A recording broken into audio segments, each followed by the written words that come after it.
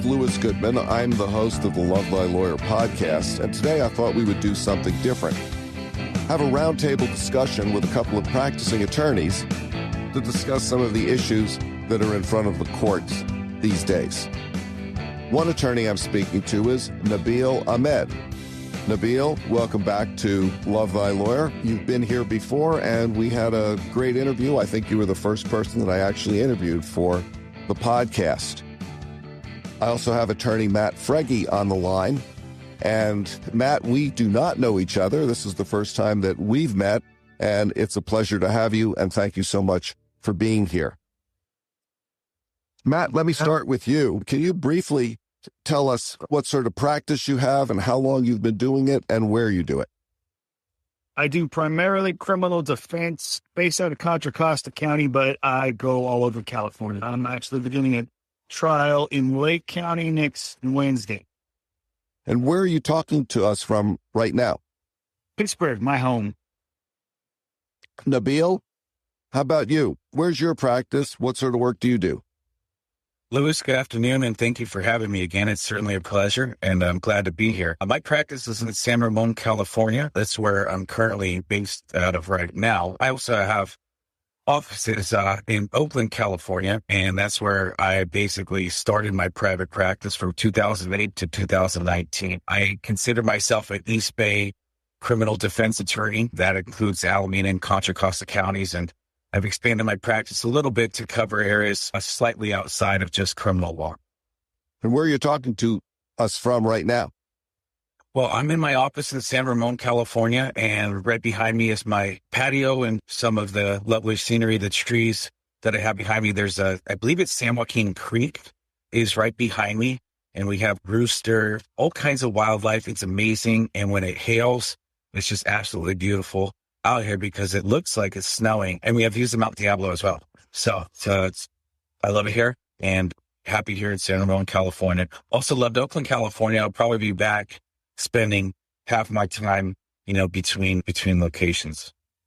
Before we got on the call, we were talking about DUI cases. I do a lot of criminal defense, and it seems that lately the two areas of law that I see the most are DUI and domestic violence. And it's interesting because the DUI cases are hard to win and the domestic violence cases are hard to lose. And neither one goes to trial. So let me start with DUI. On the DUI cases, in general, you have professional police officer witnesses. If a defendant is driving under the influence, and if the officer is properly trained, that case gets put together. It gets put together well from a prosecution point of view. And in my view, it is difficult to beat that case in court. Now, I know there's plenty of attorneys out there that will differ with me on that and say that these cases should go to trial. They should all go to trial. You can't win a case that goes to trial. Every case that you plead is someone who's guilty. But I find it really hard to look a client in the eye and say, bring in a substantial legal fee. Let's try this case when I really think that there really are no triable issues. And then you expose your client to the possibility of doing some actual jail time if the judge is upset by the way the trial went. Seems to me like the tribal cases, there are some attorneys who have the science down and it's their niche. That's what they do. They specialize in it. And most of them can. If you can try a DUI case, you can try any case. But the tribal cases that I've had for DUI, I've tried a couple, but the real tribal ones, they tend to plead out to the dry and recklesses. And at that point, it doesn't make much sense to risk a trial when you have, essentially a dry offer with none of the negative repercussions that come with, except for the DMV points that come with the DUI conviction. Nabiel, do you have a comment about the DUIs?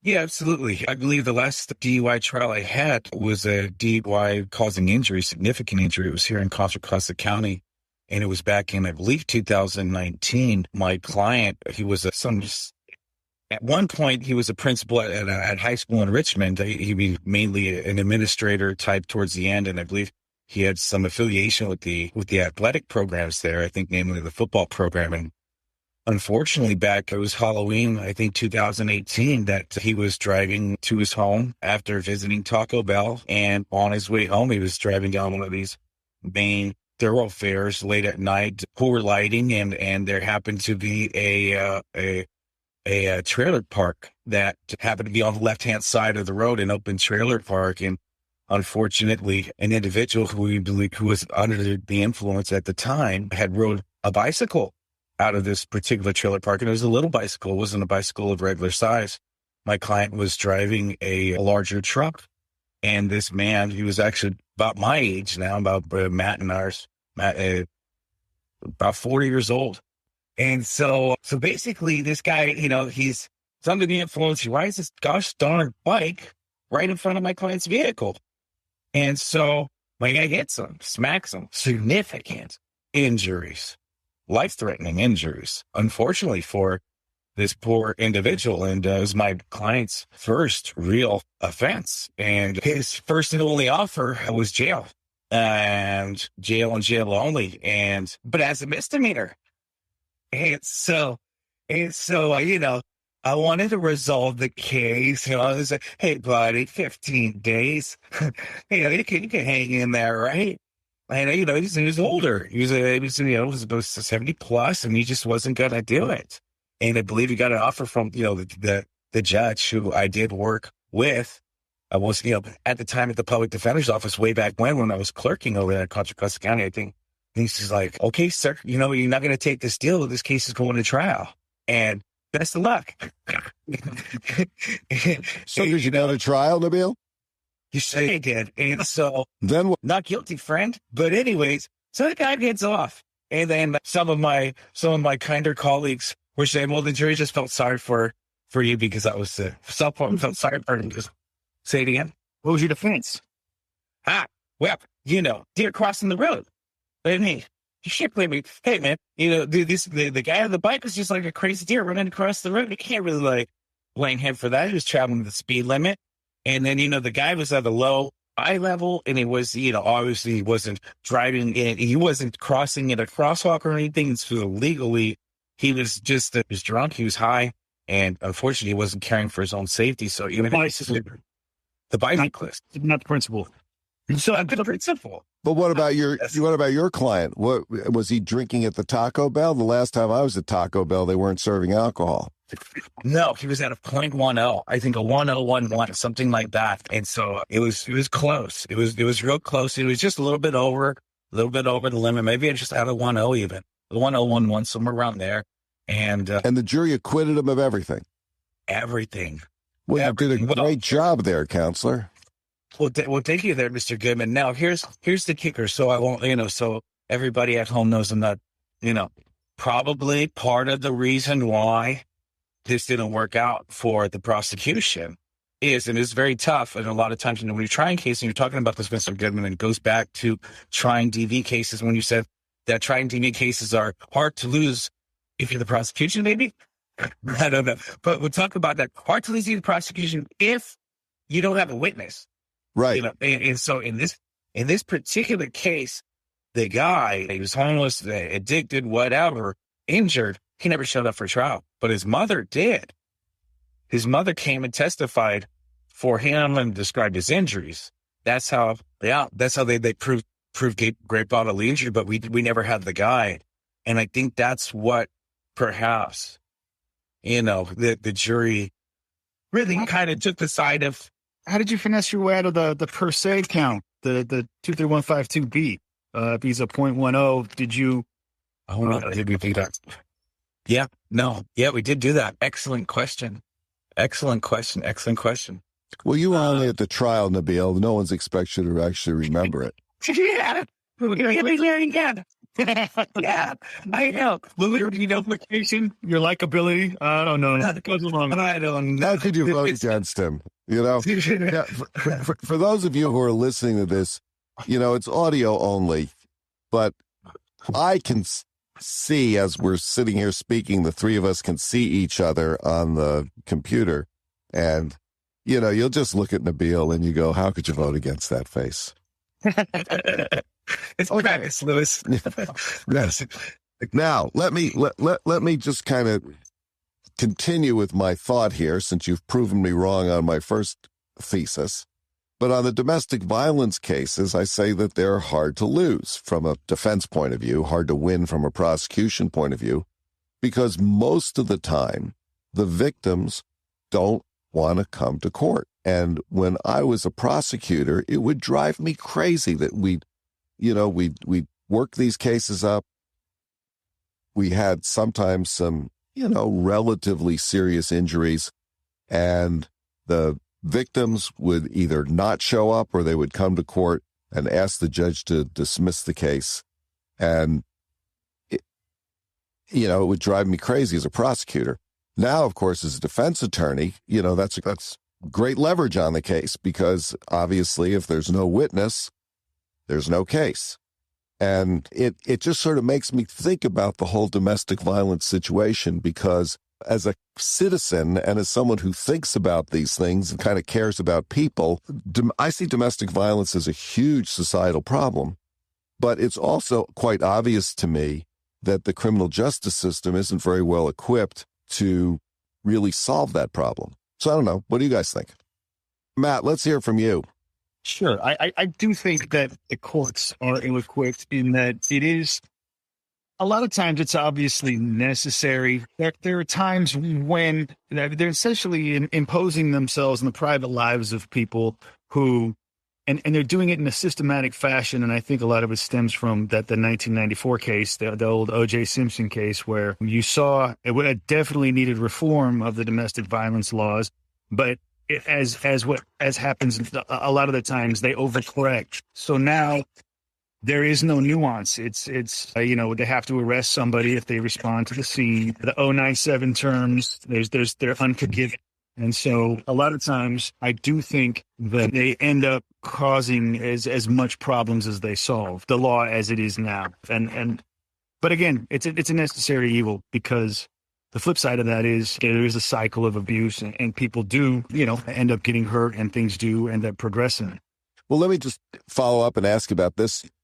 There used to be something called domestic violence diversion, and that was something that OJ, as a matter of fact, had taken advantage of, had successfully completed the misdemeanor domestic violence diversion program on an earlier incident, and then, of course, was arrested, acquitted on the murder of Nicole and the other gentleman who was there, Goodman. And that did change the law because people were just so outraged about what had happened. Do you think that maybe going back to some sort of domestic violence diversion program would make some sense? Diversion, to some extent, yeah, I do. Only in that domestic violence will, scarlet letter and until you obviously do your 12034. But I do believe they should still have their pound of flesh. But the fact of the matter is, we have elected officials sitting as judges, and then we have an elected official at his office. And so everything is going to err on the side of caution. So even people who don't necessarily need all of the stringent repercussions and get swept up in it. Nabiel, you got any thoughts about this?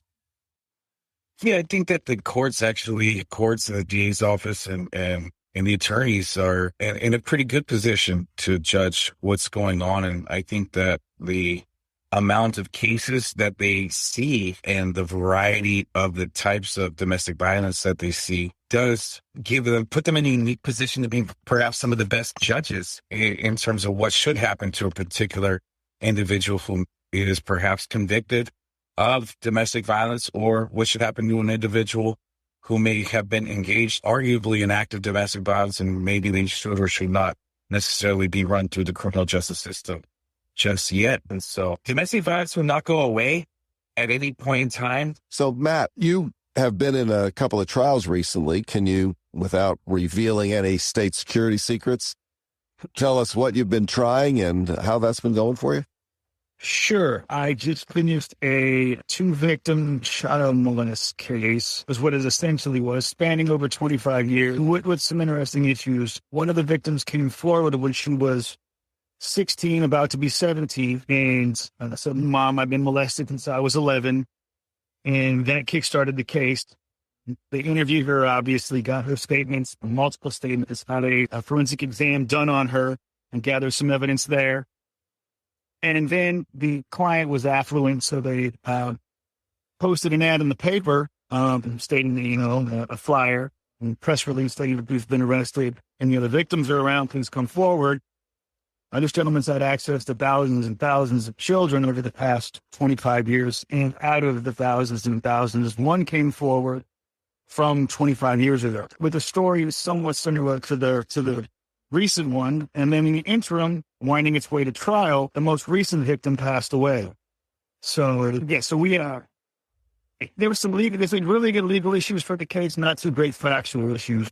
And obviously the main one was the confrontation clause issues. So all of their statements were excluded to the deceased victim. But the court let in the original statement to her mom. Mom, I've been molested since I was 11. And there were 6 charges based off that one statement and 3 charges with the Jane Doe from 25 years ago. What did the jury do? So there really wasn't much of a defense for Jane Doe 1, the first one to come forward. With her statement, my client had a 3-hour interrogation that didn't go so well for him. At that time, he had her DNA on his body, and there was some text messages. So that's grim, but he's got a great appellate issue there. To Jane Doe 2, the defense ended up being that she wasn't, but the statute of limitations requires her to be 13. There's only certain crimes that survive a 25-year statute of limitations, and those are the crimes involving a child 14 or under, or actually under 14, I should say. And so during the course of trial, it was revealed by the lead detective that either he or one of his fellow detectives told this young lady before interviewing her that we only care about crimes that occurred when you were 13. And so she tailored her story to refer to 2 instances when she was 13. Halfway through, it was somewhat revealed that one of them occurred when she was 14. And so the jury went to deliberate, and then they sent back a question that was kind of abstract as to the law and timing. And then the next note came, one of the jurors went home and did some independent research. So we almost had to declare a mistrial. They salvaged it, I suppose, and then they convicted him. But, he's got some really interesting appellate issues. Have you had sentencing yet? No, that will not be for definite. It was foregone conclusion. Was there any kind of pretrial offer that? Yes, there was. Credit for time served, go home. And this gentleman turned it down. Why? Do you know why he turned it down? I mean, did he give you a reason? He's not a citizen of the United States, and the immigration consequences concerned him. And so that was the reason. The only case that I ever really lost, and I mean just really lost, was a child molest case where I was offered credit for time served. Not even credit for time served, no time. Just, plead, register, do some counseling, no time. And my client turned it down because he was a kind of like a sports coach, and he wouldn't be able to coach anymore. It wasn't his profession, it was his avocation, but he really enjoyed doing it. And, maybe for obvious reasons. And we tried that case for 6 weeks, and it was, a very, very serious defense. And at the end of the case, the jury went out, had lunch, came back, convicted him of everything. And short point, a long story, the judge gave him 18 years in state prison. I think he's gonna fare better than my client does. But I do think my client is gonna have a very good day on appeal. But our judge basically during pretrial motions said things along the lines of you've been preying, or your client has been preying on young women for 20 years, and your client is lucky that this young lady is deceased, and things of that nature.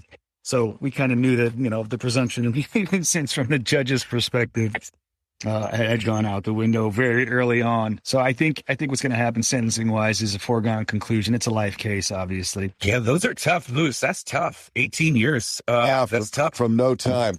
How many victims were you dealing with? Just one. What about the evidence against him? Was there a pretext call or anything along those lines? No, the evidence was really thin. He came forward 3 years after the alleged incident. There was no pretext call. My client did not give a statement.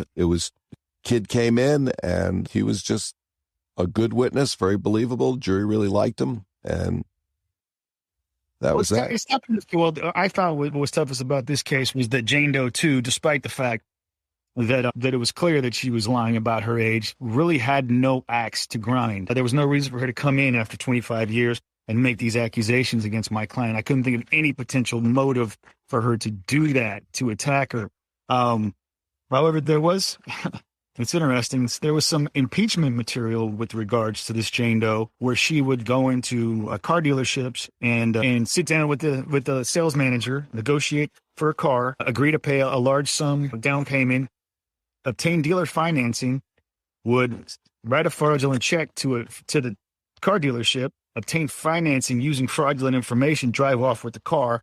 And she did that twice. One time the car was impounded by the police. This young lady, when she was a young lady, went in and attempted to get the car back from the police. And then when she was asked about this during the current investigation, was untruthful, and the court would not allow us to either bring up the fact that she was untruthful with the detective about her past, or get into the fact that this was the type of prevaricator she was. So she's definitely capable of coming into a court of law and telling lies. Matt, do you, sorry to interrupt, and I was going to ask you this, Lewis, but do you hear from that client that's been incarcerated over, that got that 18-year sentence? Do your clients that get those long sentences stay in touch? Some of mine do. And whether you like that or not, I don't know. Well, he's out now, and I have not heard from him since he's been out. I'm grateful about that. He was very angry with me after the case was over, and not talking him into taking the deal, not being more persuasive about taking. I spoke to him every single day of that trial about taking a deal, and tried to get the district attorney to do something for him, but it just wasn't happening. And I don't know. I learned a real lesson there about, some of the dangers of going to trial. Well, speaking of which, how do you sort of evaluate whether to plead or to go to trial? What do you think, Nabiel? In the beginning, it was weird. I used to always feel pressured by a client to go to trial. I think some judges pointed out client control. They told me client control. And I always thought, I do have client control. I'm really telling these guys, let's work this out. Let's take a deal. But in the beginning, I got pushed a lot, I think, because the clients in this field have, most clients, that most clients that are going to be dealing with attorneys have some base of knowledge before they come to deal with the attorney. And so I had found that the type of clients that I was getting, especially in the beginning of my career, were, I don't want to say professional criminals, but close to it. And they really knew the business, and they know the law. And oh my God, do they know the law, and they know it well. And so they test you every phone call, every conversation, every time you talk to them. But can you do this? Can you do this? Can you do that? Blah, blah, blah. What about this, that? Did you file this motion? Where's my discovery? This, that, the next thing. And I was pushed into jury trials quite frequently into the beginning of my career. And I didn't want to. I didn't, I didn't. I would say, But Nabiel, ultimately, yeah, whether to plead or to go to trial is a client decision. It's not really an attorney decision. But having said that, I think that there is a lot in terms of clients looking to us for some guidance about what they do. I think it's if they think you could win the case. If they have that confidence, and maybe I gassed them up too much too. But yeah, if they have the confidence to believe that they can win a case, they're going to take advantage of that. So if you set the standards appropriately in the beginning, I think that most clients will choose to settle as opposed to litigate. But sometimes you just don't have that choice. What do you think, Matt? Me personally, or with the clients? How do you evaluate whether a case should plead or whether it should go to trial? What do you talk to clients about? in terms of that, and what sort of feedback do you get from clients? I mean, I know every case is different, every client is different, every attorney-client relationship is different, but I'm wondering if you just have a sense of it, you could give us. Well, if I feel that I can make a credible argument, this case was an anomaly. The one that I just tried, it was a legal case. There was no real factual arguments, but cases I typically try, I do have a factual defense, and if I can stand up and say that my clients listening, this is what we'll show you throughout the course of this trial, then I will. I leave it up to my client. I never blow sunshine or suggest that the conclusion is foregone. That we're going to either win or lose. But I will strongly dissuade clients from trying cases where I don't feel that I can make a cogent argument. Louis, can I clean up my answer real quick? Sure. No. I just want to say, in terms of trying a case, when to try a case or not to try a case, how do you settle a case? How do you know when to settle a case or not settle a case? To these days, for me, and I think in the past too, it has always been, I ask my client, can you live with this particular result, not just now, but in the future? And if I know that they are okay with taking 18 years, pleading guilty, and taking 18 years or whatever the case may be, if they can live with that now and they can live with it in the future, then take a deal. If they cannot live with it and I can't convince them that there's no other better way, then we have to go to trial. Yeah, well, I mean, I have my own things where I wake up in the middle of the night second guessing myself. I recently had a case, perhaps not unlike yours, Matt, where my client had some immigration issues. It was a child molesting case. The way the case was charged, it was a life top. I got an offer to plead to a 3-year top, registrable, deportable offense, but a 3-year top. And the judge ultimately gave him 2 years on that sentence. And, so he'll be out, probably by Christmas or whatever. And, whether he's out in another country or he's out here, I guess depends to some extent on immigration. But you have to wonder about that. And you think, well, could I have torn that witness apart at preliminary hearing? Could I have convinced a jury something different? And the problem is that you turn down a 3-year top and you go for a life case, you might end up with a life sentence. It's scary. This business is scary and it's hard. And I think that sometimes people don't realize it, or they watch TV and they think it's just some game or something. But, we have people's lives in our hands. I just feel the weight of that responsibility sometimes as a very heavy burden. Yeah, well, Louis, don't your clients express that to you? A lot of times, don't they put that at the forefront of your communications? Like, Louis, I'm trusting you with my life here. I'm sure you must have heard that more than before somebody wrote you a check for 15, 20, whatever the case may be, before they gave you a nice retainer to say, save me, right? Or what can you do for me? Well, I don't get the kind of retainers that you do, Nabil, but I don't know. Clients, I can't say that I've had a lot of clients say that to me, but I feel it.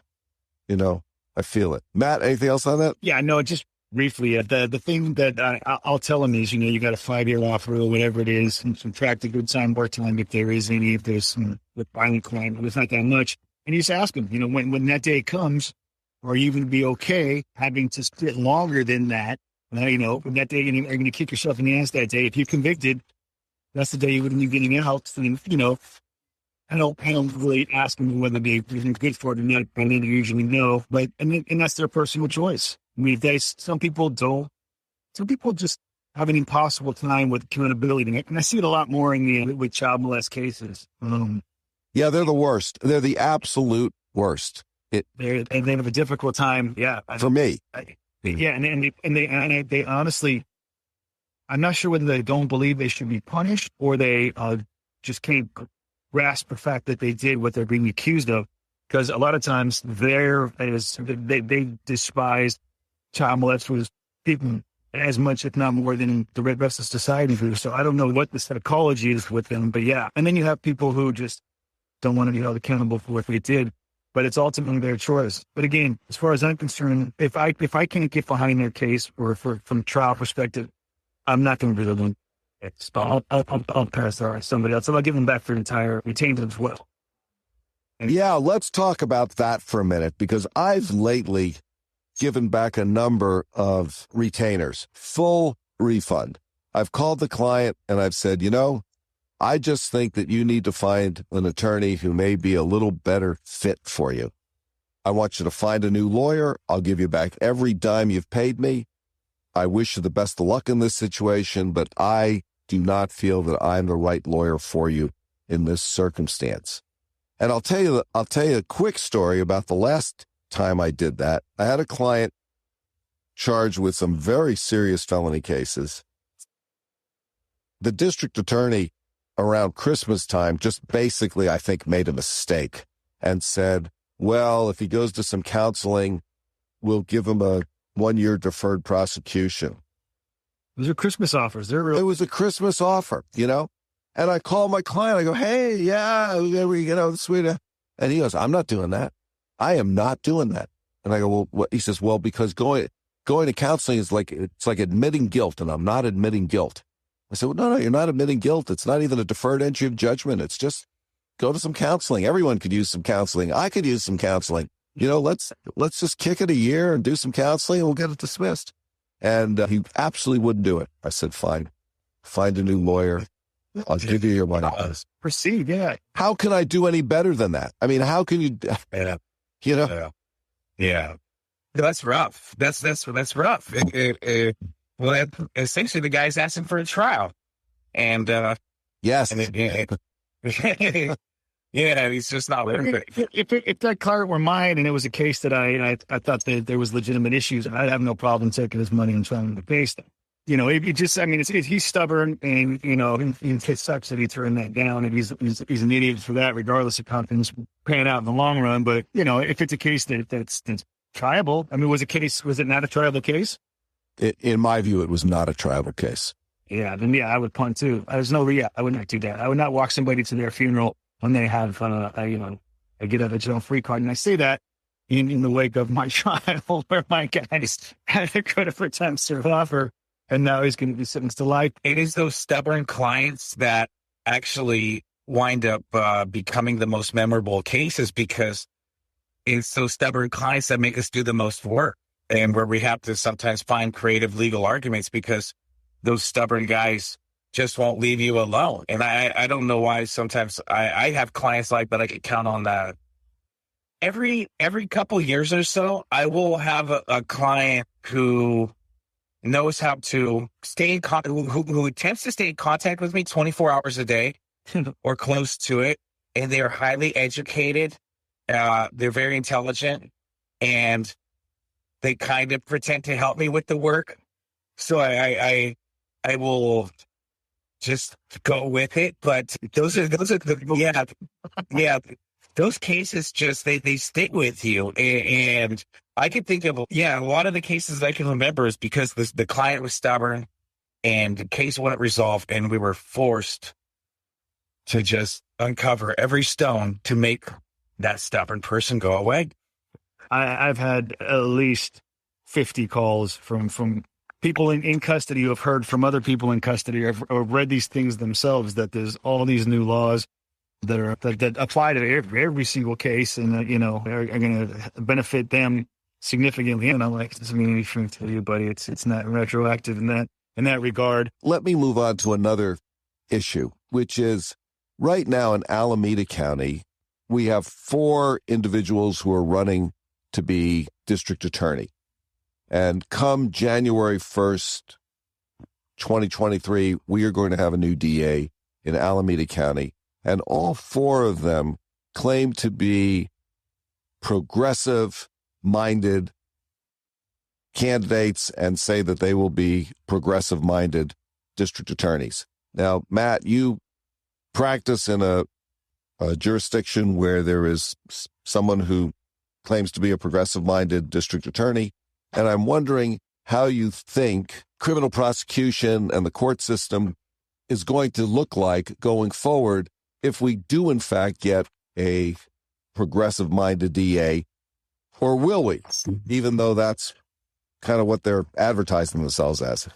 I think that they have to build themselves as progressive, even if they're not, just because, where we're located. And, in Contra Costa at the last election, you had Paul Graves, who is beloved within the district attorney's office. And people really respect him. But you had Diane Becton, who was a great judge and is a good DA, I think. But she's obviously very progressive.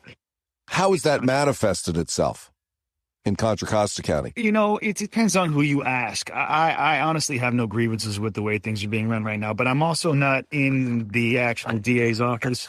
So there are there's always factions that are going to complain about the powers that be, and there are people who are very happy with the way things. I don't think we've filed a death penalty case since DA Becton took over, but I'm fine with that, and because death penalty cases are illusory in California anyway. Really, it's. Yeah, I have a comment about the death penalty while we're at it, and then I'll get back to you, Nabiel. You know what my beef with the death penalty is? It's not so much that I don't think that there's certain murderers who deserve the death penalty.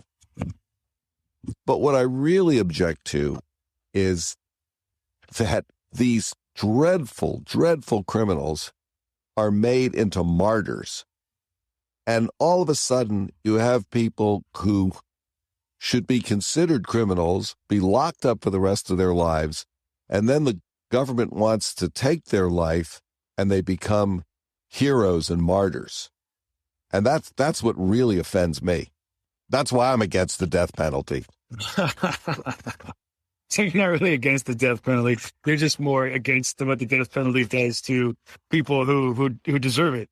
Well, I don't think the death penalty does anything in terms of deterrence. I've done a lot of research on this. I don't think it has anything to do with deterrence. I don't think anybody thinks about it. I think it's indiscriminately and applied, and I think that clearly there's this terrible racist factor to it if you look at the whole country. And in California, the death penalty is basically a moot point anyway. So the fact that a death case hasn't been filed, I don't find particularly interesting one way or the other.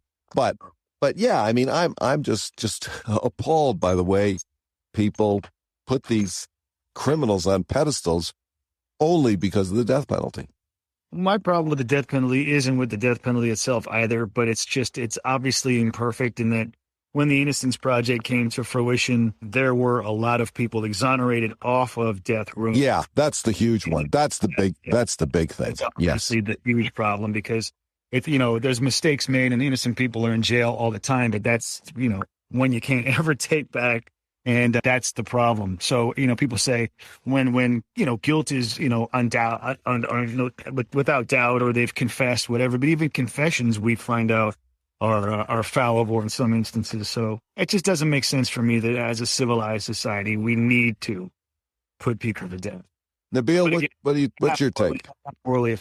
Yeah, in terms of the martyrdom issue, I was trying to think of a famous example, and that's why I was a little bit stumped. But I know what really jumped out to me were my thoughts. These guys are spending 20, 30 years on death row. Just the daily torture of kind of having that data finality where these guys are thinking, okay, June 3rd, 2025, that's it. What's your notion about progressive prosecution going forward? Aside from the death penalty, there's a lot of other things. We had progressive prosecutors in the Bay Area for decades now. I think Gascon was clearly a progressive prosecutor. And I would argue that even though she didn't really bill herself as such or doesn't really bill herself as such, I would argue Nancy O'Malley is somewhat of a progressive prosecutor. I would say that too, but I'm not familiar enough with what's going on in Alameda. But I would say, yeah, she doesn't strike me as too conservative. Here's something that I have noticed, and I, if we want to admit it or if we don't, on San Mateo County, Santa Clara County, I guess, where it's less progressive prosecution, you have less noticeable. Crime is less noticeable. Homeless is less noticeable. Those minor crimes are less noticeable. It's those cities are a little bit easier sometimes to feel safe in. Perhaps I know that they don't have the big. San Jose is a big city, so it's one of the biggest cities out there, and you feel different walking. You don't walk in the streets of San Jose for fun, perhaps, but you walk downtown San Francisco, and before COVID, walking downtown Oakland it's dangerous. It's dangerous. So any prosecutor that we do get, I hope recognizes we can be progressive in our policies in certain ways in terms of how much we prosecute people for crimes that we say are beyond their control, such as, you need to steal to eat and survive. I don't really think we see that much. But right now in San Francisco, because they're saying that in San Francisco now they don't that this is a gripe I've heard, and I haven't done any research personally, but they don't prosecute shoplifting anymore. And I can't imagine that that's true, but that's what I heard. Is that accurate? Is that what you're referring to? Yeah, it makes it harder. Yeah, it makes it harder than I have clients. My clients are store owners, okay? And so when they're getting shoplifted from and they have they're lawfully allowed to carry a firearm behind the register, not that they're going to go ahead shooting everybody that's stealing from the store or shooting everybody that's crazy and on drugs and causing commotion and vandalizing havoc, destroying $950 worth of property or less or more within their store. I mean, that creates real issues for my clients who really are looking to just make a living, protect themselves. And they have to deal with a little bit more. They themselves have to become the police in essence and to effectuate a citizen's arrest to protect themselves and their property. And we haven't found that balance yet in this county or in any county, apparently, when we have these progressive prosecutors. So, I'm all for progressive prosecution, so be it, but you're going to have to work out both sides of it to protect everybody whose interests need to be protected. Be progressive all you want, but people need to be protected all around. Well, what I'm hearing you say, Nabiel, is if I'm representing the client, be progressive. If I'm the citizen walking on the street, I want some serious prosecution here. And on that note, I think we're going to have to wrap this up. We've had a really fun talk. I've enjoyed doing it. I feel like we've solved most of society's problems today. Absolutely. Matt Fregi, thank you so much for joining Nabiel and me today on the Love Thy Lawyer podcast. Nabiel, thank you so much for being here. Louis and Matt, thank you. We'll see you in court, guys. Thank you very much for the invitation, Nabiel, and thank you very much for having me. It was a pleasure. That's it for today's episode of Love Thy Lawyer. If you enjoyed listening, please share it with a friend and follow the podcast. If you have comments or suggestions, send me an email. Take a look at our website at lovethylawyer.com, where you can find all of our episodes, transcripts, photographs, and information. Thanks to my guests, and to Joel Katz for music, Bryan Matheson for technical support, Paul Roberts for social media, and Tracy Harvey. I'm Louis Goodman.